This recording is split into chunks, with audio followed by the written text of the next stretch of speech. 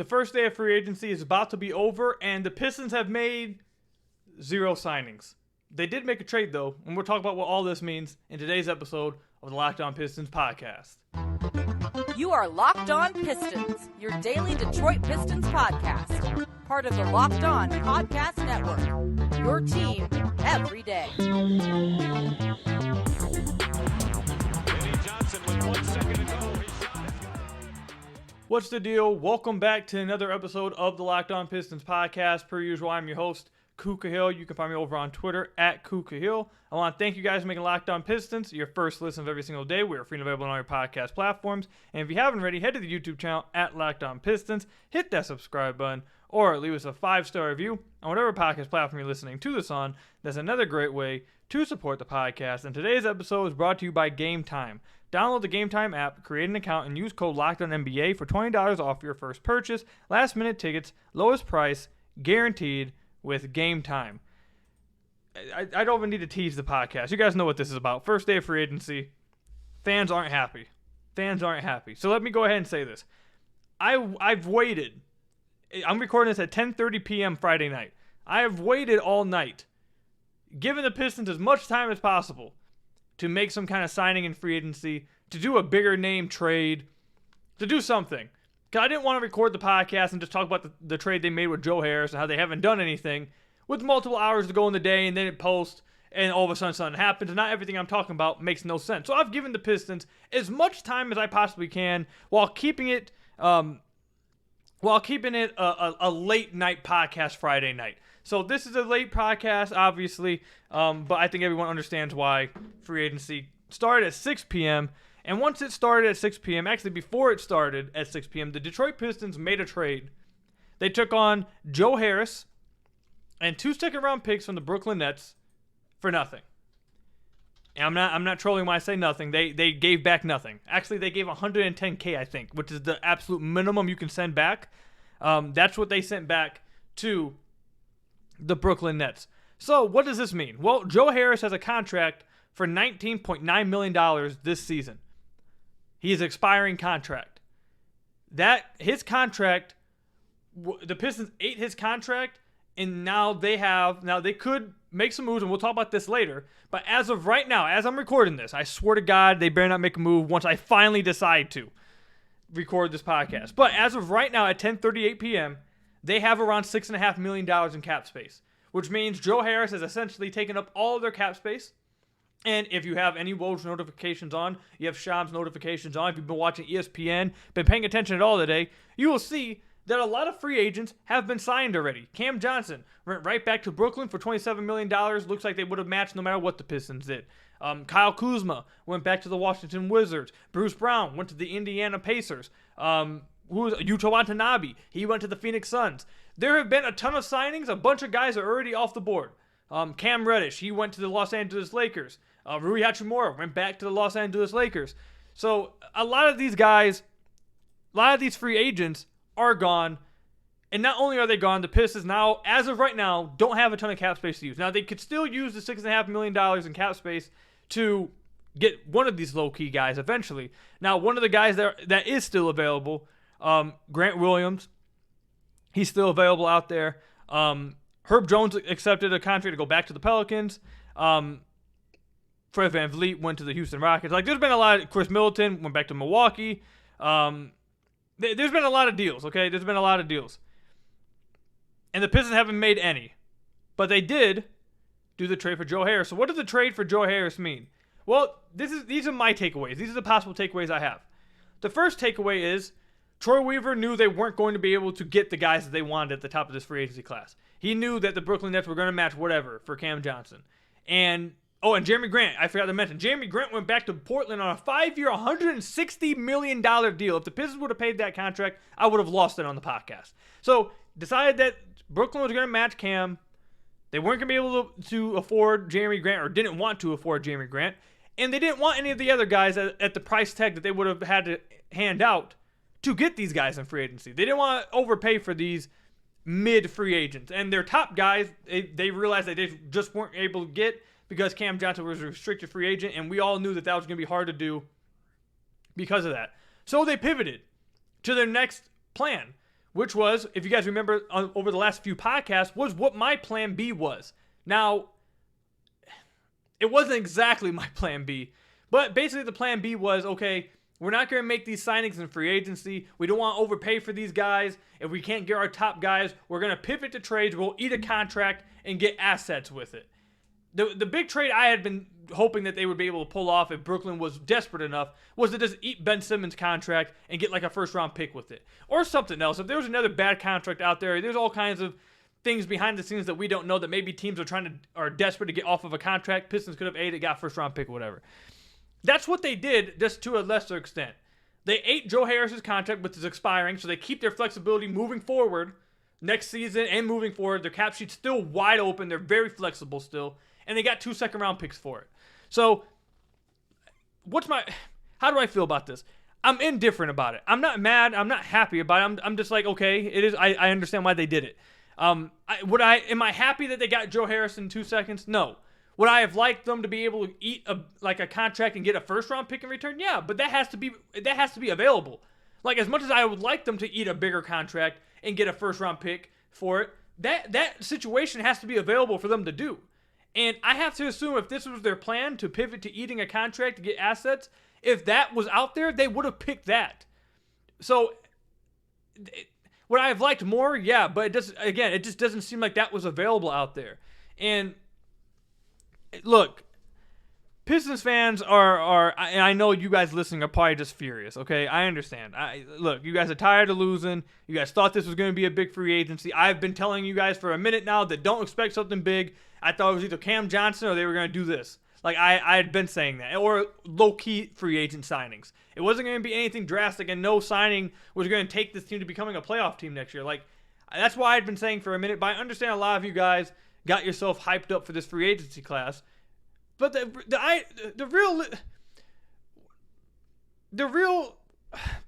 real stance here is this. What really happened is this. This free agency class was not strong. It just was not. And if the Pistons were not going to get one of their top guys, which were a restricted free agent, if the Blazers weren't going to rebuild, Jeremy Grant just wasn't going to be available. Like, everyone wanted Jeremy Grant. But again, like, all of these guys that the Pistons wanted, they were at, like, the mercy of the other team. They weren't going to be able to get Cam Johnson unless Brooklyn didn't want to match. They weren't going to be able to get Jeremy Grant unless Portland blew it up. They weren't going to be able to get, like, I wanted Kristaps. They weren't going to be able to get Kristaps unless they let him go. Like, they were at the mercy of these other teams. All of their top guys were either restricted free agents or their situations the Pistons had no control over. So if those were like their top guys and they left, I understand why they didn't want to overpay for a Harrison Barnes. I understand why they didn't want to overpay for a Kyle Kuzma. I understand why they didn't want to overpay for who's another person we could keep going. I think those are the only real guys that have signed that the Pistons maybe could have been interested in. Yeah, basically, I don't think any of these other guys that have been signed. Like, maybe Cam Reddish, I guess. I don't know. Maybe they didn't want to overpay for Cam Reddish. They take a flyer on Cam Reddish. Like, I don't know. Like, based on how things went the first day of free agency, it just doesn't seem like it was really feasible for the Pistons to do what it seemed like they wanted to do, which was get Cam Johnson, one of those top guys. So, and for Joe Harris, I know we didn't spend a lot of time talking about Joe Harris himself in this trade. It's because I don't really view him as a long-term piece or even a next-year piece. I could see him just not playing next year. Now, do I expect him to not play? I think there's room for an argument there. He could play, he could not play, but the fact that he's on that, like, kind of borderline there, that's why he's not important to me. The Pistons didn't make this deal for Joe Harris. They made this deal to stay flexible with their cap sheet, eat some cap, and get 2 future second-round picks. So that's why they made the deal. So I'm not going to talk about Joe Harris, but look, that's where the Pistons stand right now. They don't have a ton of cap space left anymore. They have 6.5, and I don't know who's left in the free agent market that everyone would really want. Like P.J. Washington, maybe a Darius Bazley. Kelly Oubre still hasn't been signed. Maybe I think I said Jalen McDaniels, but if I didn't, Jalen McDaniels. Grant Williams, that's a realistic one I could see possibly happening. So, like, there are some lower key guys still available that the Pistons could get, but they only have $6.5 million left in cap space. So, as of right now, they're not going to be able to get those guys. However, that doesn't mean that they can't create space to be able to go get those guys. which is what we'll be talking about when we come back. Is this it? Is there anything more for the Detroit Pistons to do? We'll talk about that when we come back. But first, you guys got to hear from someone. Oh, my fault. Hold on. I messed that up for the YouTube audience. Okay. Anyways, you guys got to hear from one of our lovely sponsors, Prize Picks. So, if you're looking for the best daily fantasy option, and if you're looking also for somewhere you can have cross sports entries at, Prize Picks is the place for you. You can take, if football and basketball season go on at the same time, let's say fast forward a few months, you want to take the over on Jared Goff's passing yards, you want to take the over in Jahmyr Gibbs receiving yards, and then you also want to take the over in Cade Cunningham's points, you want to take the over in Jaden Ivey threes. Well, you can put that into the exact same entry with Prize Picks. You pick 2 to 6 players to see if they score more or less than their Prize Picks projection, and you can win up to 25 times your money on any entry. No competing against other people's, just you versus the projections available. Prize Picks offers projections on any sport that you watch, and I promise you, I mean it, every sport is available. Entries can be made in 60 seconds or less. It's just that easy. Safe and fast withdrawals currently operational in over 30 states and Canada. Download the PrizePicks app and go to prizepicks.com to sign up and play daily fantasy sports today. First-time users can receive a 100% instant deposit match up to $100 with promo code LOCKEDON. If you deposit $100, PrizePicks will give you $100. If you deposit $50, PrizePicks will give you $50. Don't forget to enter promo code LOCKEDON at sign up for an instant deposit match up to $100 with PrizePicks. So I want to thank you guys again for making Locked On Pistons your first listen of every single day. We are free and available on all your podcast platforms. If you haven't already, head to the YouTube channel at Locked On Pistons, hit that subscribe button, or leave us a 5-star review on whatever podcast platform you're listening to this on. That's another great way to support the podcast.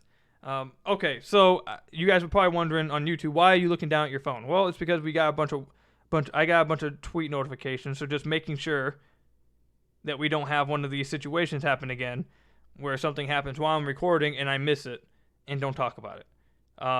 The Pistons traded Balsa, Kopovica, the rights to him, to the Clippers for some cash. If that moves you guys, if that moves you guys at all. Yeah, it doesn't look like anything else happened. I'm going to be doing this at the beginning of every segment because I don't want to get caught slipping. All right, so Pistons have $6.5 million left in cap space as of right now. But that does not mean that they have to stay there. So is there anything else? Look, I can't guarantee that there is. I don't know. A lot of the guys that I thought the Pistons would be interested in have left already. That doesn't mean all of them are gone. We just went through and named a few, like Grant Williams, a P.J. Washington potentially, a Jalen McDaniels, a Kelly Oubre potentially. Like those guys are still out there available that they could potentially try to go get. But they need to create cap space in order to do that. Can they create cap space? Yes, they can do that. Now, will they? Don't know. It requires them to make a few moves. And I think they have... Not only does it require them to make a few moves to create some cap space to try to get maybe a Grant Williams and one of these other guys that are left in free agency, I think just for the sense of the roster, they have to make a few moves. So as of right now, there's 12 guys figuratively. Now maybe I'm off here, and they don't actually want to play these guys. But it sounds like there's 12 guys now on the roster that are going to need to be played, that want minutes, that need minutes. Bojan, probably Bagley. He's being paid $13 million. I don't think he just wants to ride the bench. So Bagley, Wiseman, Cade Cunningham, Alec Burks, Asar Thompson, Jaden Ivey, Killian Hayes, Isaiah Stewart, Jalen Duren, Marcus Sasser, Isaiah Livers, and now Joe Harris. There's not enough room there's not enough food to feed everybody. It's just not there. And not only is there not enough food to feed everybody, the Pistons, you guys know, I have not thought that this free agency was going to be some big splashes. I thought Cam Johnson and them potentially eating a contract. I thought some low-key signings. I don't expect this team to win the championship in free agency. I don't expect this team, you guys know this, I don't expect this team to jump 30 games next year and be a playoff team. That's not what I expect. But I do want this team to have a starting four. I don't think they have one right now. Now, if they believe massively in Stu, you just better be right. Like we've said that before in the podcast, we can want a better starting four, but if they're starting Stu next year, it's because Weaver believes Stu is him. He's going to improve. He's going to be much better. He's going to be worthy of it. And all we can say at that point, if that's what they're doing, you better be right. Because if you're not right, you've now screwed over everybody. So that's basically where we're at with it. But I believe they need a starting 4. They also need to clear up some space in the rotation. So I think the logical thing here to say here is, I think, is to package Alec Burks and Marvin Bagley, or Bojan and Marvin Bagley, whichever one, to get off of Bagley's contract, provide some value with a vet that can play for real, to get a starting 4 back. Doesn't have to be a superstar, doesn't have to be a star, doesn't have to be an all-star. Heck, it doesn't even have to be a borderline all-star. Hell, maybe it doesn't even have to be an above-average star. Like, you need a starting 4, though. At least an average starting 4 that can play defense and give you something offensively. That's what they need. And as of right now, they don't have the cap space to do it in free agency, and the only other way they would be able to do it is through trades. And again, they need to create some room because there's not enough room for everybody. It's just not. So I think this is me thinking right here. I think they're trying to shop Marvin Bagley right now. I think they're trying to get off of his contract. Now, could they use these 2 second-round picks that they just acquired from Brooklyn to do that? Potentially. Will they have to attach the 2 second-round picks along with a Bojan or a Burks to get it done? Potentially. But what that would do, it would clear up room for everyone to play in not free agency. It would free up a lot of room for everyone to play in the rotation that you need to play. You could then run a 10-man rotation and be all right. You'd have basically, it sounds like probably it would be like Joe Harris and Livers fighting for minutes at that point, but we're looking a little bit too far down the road. Basically, you'd have a 10-man rotation that you can figure out and actually put together, and then you'll have a starting 4 to actually make sense with your starting lineup, which is what I think they need. That's the only thing I think they really need right now. So I think that's what they have to do. So if they do, this is a long-winded way of me getting here, I apologize. But if they were to trade Marvin Bagley with Alec Burks or with Bojan Bogdanovic, that would create cap space. Now, they would have to trade them to a team that could eat some of the salary. And maybe, well, one, they could trade for like a Tobias Harris if that's still something possible. If they really want to go out and trade for a 4, they could just, instead of using it in free agency, they could just trade for an actual starting 4. But assuming that they want to create cap to be able to get a Grant Williams or a PJ Washington or one of the guys I named, they could trade Bojan and Bagley and Burks, and that would create enough cap space to do so. Getting off of Bagley and Burks, that would create about $22.5 million if you just sent them somewhere and they just ate the whole contract and then give you nothing back. That's probably not possible for a lot of teams out there. Maybe they send back $10 million. Now you create $12 million extra. So now you got $18 million in cap space. You could probably do something with that. But that's like the idea here. To trade Marvin Bagley and one of these vets to create, like, I think probably the want here is probably to create at least $10 million in cap space to go get one of those guys. That's what I think it probably would take. Now, I believe they could do that. I think eventually, if that's really what they want to do, I don't know if that's for sure what they want to do. But if that's what they want to do and that's their game plan, I think that's something that they would be able to pull off. Now, do they want to get off of Bojan? Do they want to move off of Burks to do that? They seem to love both of those guys. And then they went and got Joe Harris. So I don't know. Maybe they love those guys and they don't want to part with one of them just to get off of Bagley and then get a starting 4. Maybe not. Me personally, I've told you guys this before. If they're starting Bojan at the 3 or 4, I don't think they're serious. Because I understand Bojan is a spacer. He brings stuff offensively, but he's so bad defensively. And the Pistons were so bad defensively on the wings that I honestly think that if you just took someone who was a pretty big step back offensively, but was a big step up defensively at the starting 4 position, they would be a better team. They just would be. Because defense was their biggest shortcoming this past season. They were awful. Horrible. Horrific on the wings defensively. They need better defenders at the 3 or 4 position. So I think they should be trying to move Bojan and Bagley. That's what I would do. I'd be fine moving Burks and Bagley too. That works too. And then you can start Bojan at the 3 and then get a defensive-minded 4. Maybe you could get away with that a little bit more. Probably. So either one can work. But I don't think they can start Bojan at 4 if they're being serious next year. Like, if they're being serious, I just don't think Bojan on defense at the 4 is something that you can live with. I don't think it is. I think they need a starting level 4 that can play defense, be versatile defensively, and help them get out in transition and run. And I don't think that's something Bojan can do. It's not that Bojan's a bad player. I just don't think what the Pistons need, I think they need defense more than they need Bojan's shooting. That's what I believe. That's how bad their wing defense was. So, again, the whole point of this segment, there is other things they can do. This doesn't mean the Pistons are done. Now, could they be done? Yes, it is possible that they are for real just done, and this is it. And I know you guys would be utterly pissed if that was the case. But, oh, look at this. Okay, so now we have to wait. We have to prolong the segment. As I'm recording, the Wizards are trading guard Monty Morris to the Pistons. Now, I'm going to go ahead, before Shams says who it is that they're trading, I'm going to take a guess and say Killian and Bagley. I think Killian and Bagley are gone for this trade. I'm sorry for you guys on the podcast. You guys are going to see a lot of dead air right here, because I'm not ending the segment until they tweet out who it is that the Pistons are trading back. We'll sit here together. I'll sit here and wait. My guess is Killian and Bagley. You guys are getting my live reaction right now. This is my live reaction to this. Still waiting. I don't like how Shams and Woj do this. They say these things and then don't. Yeah.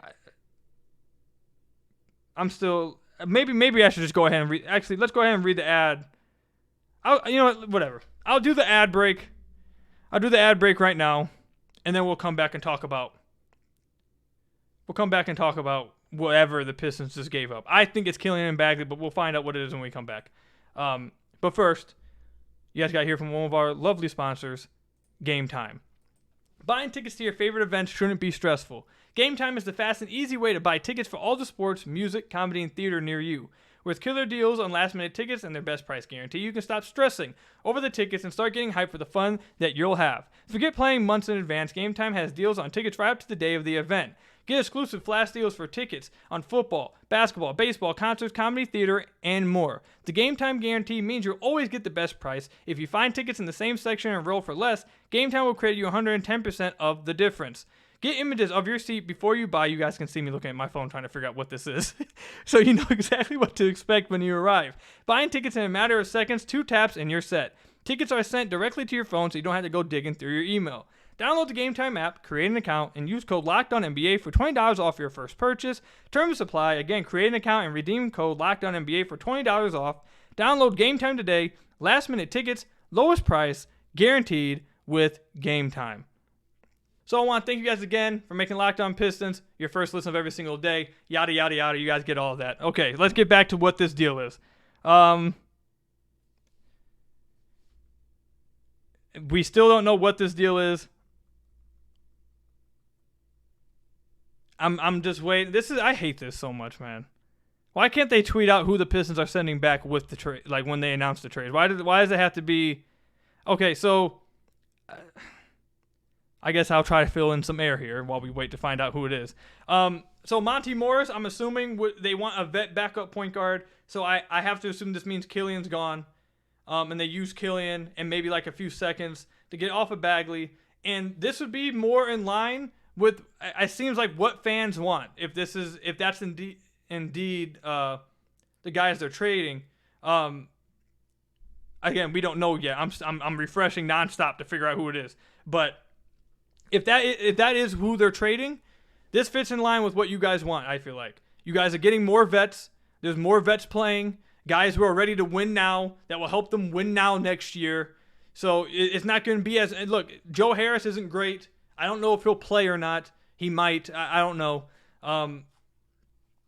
But, again, if they're getting Monty Morris to be their backup point guard and getting rid of Killian Hayes and Marvin Bagley, then that is to try to win next year or be better next year immediately rather than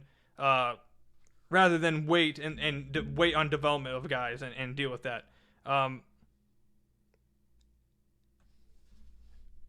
Okay, so James just tweeted and said the Pistons are trading a future second for Morris. Hold on. I had to tell James. James, I'm recording the podcast live right now.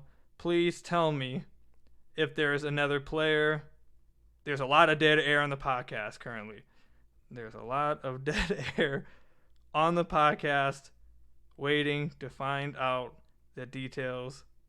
Please. Like, This is ridiculous. Okay, so if it's only a second, like this is so if all they're trading is a second round pick, I can't believe this is true. Okay, so this person just tweeted that the Pistons are now capped out 15 players and he would go directly into the Pistons cap space if they are indeed not trading anyone back in return. If that's indeed what they're doing. Am I going to have to end this podcast without like you guys knowing exactly what this deal is? Is that like how this is about to happen? Like, could I might have to just sit here and wait for the next 7 minutes, 10 minutes until we figure out what this deal is. Well, if they're not giving up, if the Pistons aren't giving up any players, this roster even makes little sense, even less sense. Now you got 13 players that you figuratively need to feed. Like, what's going on? I'm so confused about what they're doing with this roster.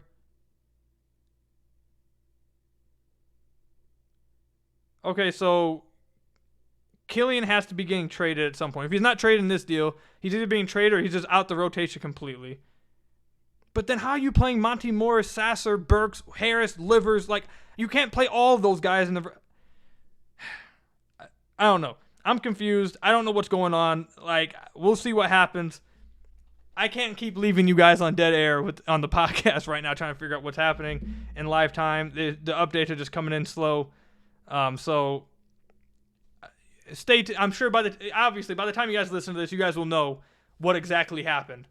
So you guys, this was just you guys seeing my live reaction to everything, trying to figure out everything. This is very frustrating. I've waited literally all day for this. I literally waited all day because I knew this would happen. I didn't want this to happen, and yet it happened. So whatever. We'll see what happens. We'll see what all this means. So that's it for today, man. I'll catch you guys later. Stay safe out there. Thank you guys for making Locked On Pistons your first listen of every single day. We're free and available on all your podcast platforms. I'm sorry we didn't actually get to talk about the third segment that I was planning on, but it is what it is. But all right. Catch y'all on the next one. Subscribe to the YouTube channel. Leave a 5-star review on whatever podcast platform you're listening to this on. Until next time, I'll see you guys later.